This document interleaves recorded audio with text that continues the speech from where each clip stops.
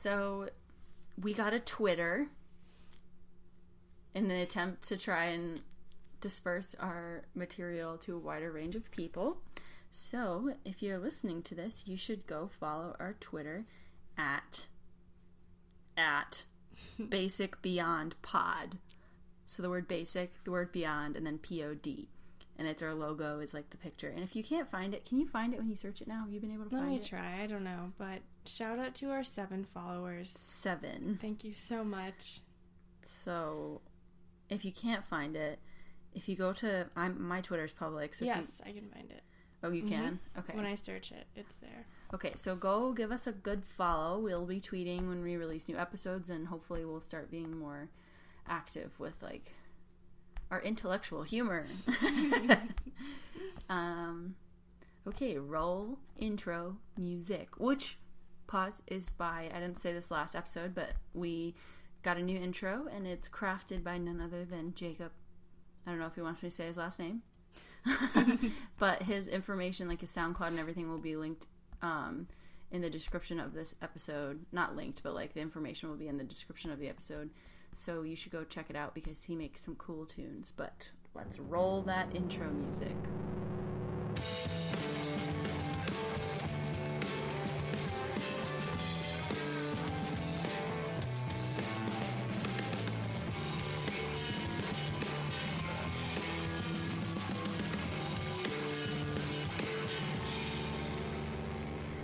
Well, welcome back to Basic and Beyond podcast. I'm Christina. I'm Lauren. And today, well, this month's episode is going to be the wedding episode. Because Lauren's getting married at the end of May. Congratulations, Lauren. Gosh, thank you. Did you know it's only a little over 2 weeks away? Are you nervous? 2 weeks from Saturday. Are you nervous? I'm stressed. I'm not nervous. Are you actually stressed? I'm just stressed because I have, like, we started making the programs last night. Oh, yeah. Are you doing the fan? Yeah, and It took me like 3 hours to make half of them. So if you're at Lauren's wedding and you have a program in your hand, appreciate it. You better fan yourself. Yes. Don't throw it on the ground, please. I will. Well, wait, I don't get one because I'm not sitting down. Damn it. But like there's so much to do. Yeah, there's so much to do that you don't think about and so much that you don't figure into your initial budget also that I have found. Yeah, I figured that would happen. Yeah, it's getting there. It's just a stressful voice. it's getting there. Hyperventilates. Passes out. I started talking to my mom actually about the bachelorette party, and she was like, I didn't even have a bachelorette party because really? Like I don't know, that's just her, but like weddings have changed so much, like there's so much more involved. Yeah. Which leads us into our first topic of the day, which is like wedding traditions. Lauren did a bunch of research because she's a better researcher than me. Well, no, actually, I just was wondering about some of these things when I was planning my wedding because I just got curious and I like to Google things. Like what? Like what was one of the... I can't remember what was the first thing that I Googled, but I started thinking, why do we have bridesmaids and why do we have rings and why do we do it a certain way and why does a bride wear white? Like all of these things... Is the answer to why you have bridesmaids is to have slaves to do shit for you on your wedding day? Actually, no. Oh. You would think so. Because that should be it, like people to help you. Yeah, and you would also think, why do you think that wedding dresses are white? Purity. Right, you would think so. But that's no, not it? That's not it. Ooh, I'm intrigued. Are you intrigued? So why are wedding dresses white? Well, wedding dresses are actually white, so traditionally you think that wedding dresses are white to represent purity. Right. And virginity. But did you know that before the mid-1800s, brides actually wore red? No, but that's actually, I feel like I've heard that, and like a far-off person told me about it. Yeah, so they actually wore red. I don't know why. I guess, well, I know sometimes red is seen as a lucky color, so maybe that's why, at least in China. Prosperity. This is in China, so I don't know. Indian brides wear red? I think so. Did I make that up? Mm-hmm. Okay. But, anyway, modern brides didn't start wearing Western brides didn't start wearing white until 1840 when Queen Victoria got married. Okay, I have heard this because I heard that. Yeah. That she was the one that started it. Yes. So she kind of went against the grain and decided to wear white, and she set the trend basically for the next 200 years where we're still wearing white today. So I think now it's taken on the meaning of being pure and virginal, but originally that wasn't. So, like, even if you're not a virgin, you can still wear white because that's not what it means. No. Well, and I know it's not like a necessary. Yeah. But, like, if I want to wear white, I'm going to wear white to my wedding. Well, yeah, and the majority of brides wear white, but it doesn't mean that you're a virgin or you're... You think so? I feel like a lot of lace dresses are, like, off-white. Yeah, I think ivory... That's not white. Like, you don't... White. That's what they mean by, like, you can't wear... Like, you can't... Put in quotes around it. You can't wear white if you're not a virgin. It's like, you can wear off-white. I didn't know that was a thing. I thought so. You can't wear, like, pure white if you're not a virgin. Really? Yeah. But, like, you can wear, like, an off-white or, like, an eggshell. I didn't know that was a thing. What color is your dress? Is it pure white? I was just going to ask you. What color is it? I think it's, like, a pure white. Okay. I don't think it's, like, an off-white. Huh. Oh, sorry. Colin, don't listen. No, it's okay. Has he seen it? No. Well, I don't know. I feel like he goes through my phone and looks at my pictures, and he might have seen a picture. And I said, That's his own fault, then. I know. And I said, I don't want to know if you've seen it. And he said, even if I have seen it, I'm not going to tell you. So we're just going to pretend he hasn't seen it. Sure. And he actually... this stressed me out. I went over...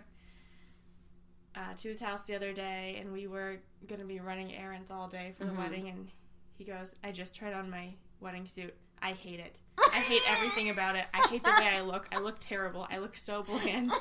He goes, I hate the color. I don't know. All of his groomsmen have matching outfits already, so I'm like... Well, too fucking bad. I said... Hey, did you see him in it? Yeah. Do you think it looks good? With him, and I think it looks great, but... Maybe he's just being a little self-conscious. He's just very indecisive about things, especially his appearance. So, yeah, so basically we just went to... What color is it? It's navy, and I really like it, and he has a light pink bow tie. It's a blush bow tie. Oh. And does he have a jacket? Yes. Okay. He's the only one with a jacket. Right, the groomsmen have suspenders. Amazing. Right, but... So he felt that he was too bland. He was like, well, this is just what I'd wear to like a fraternity formal, so I don't look formal enough, so... Tell him to get a pocket square or something. Well, I told him he's going to have a boutonniere, and right. And he's like, well, that won't help Yes, it will. much. Oh, I know. But we went to a suit place, and he decided to buy an ivory vest to go. Oh, okay. So it's fine if he's different from the groomsmen. He's supposed to be different. But, yeah. So now he'll have a white shirt with an ivory vest. He's going to be hot as hell. I know. Actually, I looked up the wedding, or the weather forecast for the wedding on AccuWeather, and it says, my fingers are crossed, that it's supposed to be 72 degrees and sunny on the day. Oh, that's perfect. It would be perfect. And no clouds, nothing, so... Panic breathing comes back in. You'll hear that throughout this episode as Lauren freaks out. Okay. Well, that's good. Wait. Yeah, but anyway, that stressed me out a little bit. So that was just a side note. Okay, so do you ever wonder why bridesmaids are asked to wear matching dresses? Just to look good, right? To look uniform, right? So everyone looks like they're together. Well, originally, they wore matching dresses to outsmart evil spirits and exes. So originally, during the bridal processional, the bridesmaids would surround the bride and walk kind of in a clump with her. So I guess this was supposed to confuse any jealous exes or evil spirits, so they wouldn't know which woman in the group was the bride. So the bride also wore the same? Yes. So originally, the bridesmaids wore matching dresses with the bride. That's weird. Now they don't. That's super weird. Right. Isn't that weird? A lot of these origins are actually... exes and spirits. A lot of these have to do with evil spirits. So I guess they were very superstitious. Isn't that why you say bless you when someone sneezes? Yes. So it makes sense. Because people are superstitious. I mean, there's still superstition surrounding weddings, like not seeing... I never understood that. I always thought, like... It logically makes sense that the groom shouldn't see the bride in the dress because, like, they wanted to be surprised at how beautiful she looks, not because, like, it'll jinx the wedding. Right. But originally it was very superstitious. Do you have that in there? Why the groom can't see the bride? I don't have one about the groom not seeing the bride, but I do have one about the veil, and it has to do with evil spirits again. Oh. So. Hit me. My computer's right now, so I don't know. I love evil spirits. Okay, well, basically, the veil is just another way to confuse the evil spirits. It's supposed to serve as protection from the spirits. Why does the groom not have to be protected?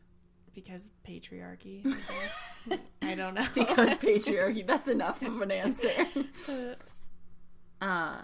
Like, confuse them. Like, do the spirits want to, like, kill the bride? Or, like, infect the marriage with, like, bad juju? Confuse the devil and be protected from the evil eye. Oh, so, like, not to be swayed by, like, sin? I guess so, and it says also to preserve their modesty, so that one makes sense. I just rolled my eyes, and I don't know if you can see that. I guess that makes sense. It's very immodest to show your face. Well, that's still around today. Mm-hmm. It is. In other countries. Some cultures, right. Yeah.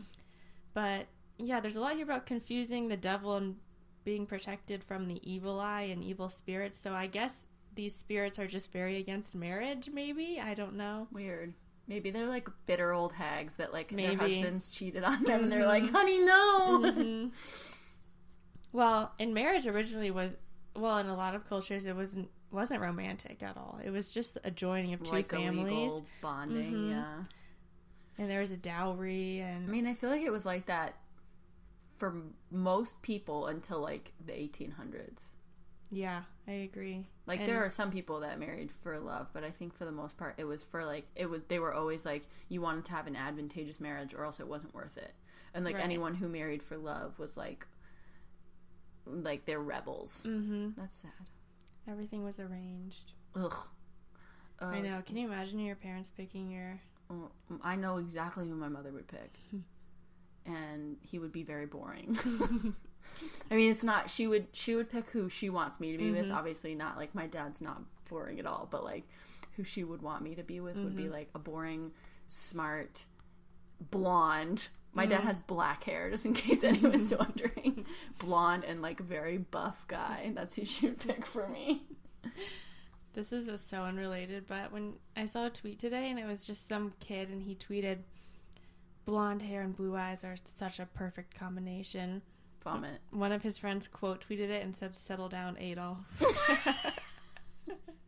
I mean, blonde hair and blue eyes are beautiful, but, like... They are, but, like, so is brown hair and brown eyes and all the other We colors. say that we both have brown hair and brown eyes. Yeah, so... like, the most dominant genes come most out in common. us. Very off topic, I think green eyes and dark hair is really Me pretty. too. I love light-colored eyes with dark hair. And, like, so, depending on the person, pale skin. It looks really pretty. Very what color eyes beautiful. does Colin have? He has green eyes. Oh, nice. They look hazel in some lights and green in some others. He's pale. I feel him. I'm very pale. Oh, are you gonna self-tan before the wedding? Yes, I self-tanned last night. Oh, okay. And you look tan. Thank you. Yes. Do you self-tan your face, too? No. You just put on darker foundation to match? Yeah, because Gotcha. I'm scared it's going to mess up my skin. I got a very expensive skincare sampler for my birthday, so I'm not risking anything. Have you seen that meme of the girl that's like, they tell you not to cry after you get a spray tan, and it looks fucking horrendous on her face.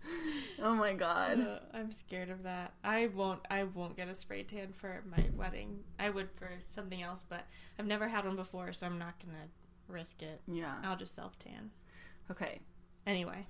Sorry if you're, like, not a female listening to this and you're like, stop talking about self-tanner. Okay, we're getting back to wedding traditions. Men self-tan, too. That's very true. Honestly, self-tan, spray tan over too much sun exposure any day. And don't go to the tanning bed. Don't go to the freaking tanning bed. Unless you want to die. No. It's a death trap. Also, it ages you so much faster than normal. Like, always use high SPF. I sound like a mom. Use high SPF if you want to save your face. There's nothing wrong with self-tanner. It's the healthy choice. Yeah. And it's okay. You just have to figure out how to put it on properly. Yes. Can be tricky. Use a glove. Anyway. wedding rings. Okay. So. Wait, can I guess? Sure, you can guess. Okay, well, they're circular, so